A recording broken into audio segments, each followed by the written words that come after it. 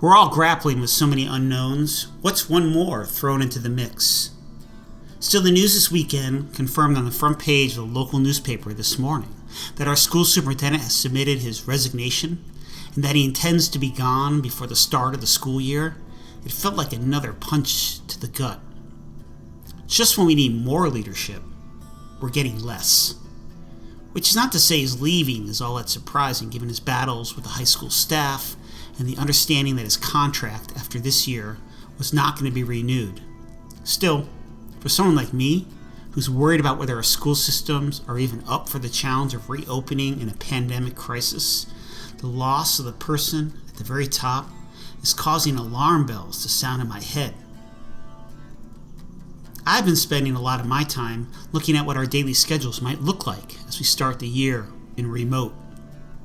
Right now, the plan for our elementary school is to bring younger grades back in a hybrid model and then add new grades each week until the older kids, like my 6th graders, arrive in the first week of October.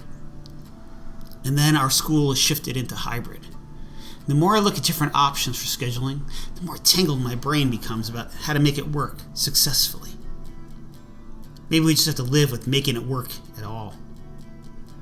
I'm also antsy about the prospects of starting the year off without meeting my students in person to know them in real space before taking them and teaching them in online space. The computer screen is definitely an obstacle, no matter what people say. I realize this is a reality and I just have to deal with it, but that barrier to really understanding each and every student, the little conversational asides, the flow of informal talk, the observation of friendship networks, and this year, the understanding of the emotional health needs of everyone, that barrier with remote learning is difficult to plan for. A recent guest post over at Diane Ravitch's blog from a teacher who's teaching in a hybrid situation was eye-opening too. As she recounted her typical day, all the many hurdles she has for staying healthy, for moving through the building from classroom to classroom, of trying to engage her students in masks, plexiglass shields, and everything else.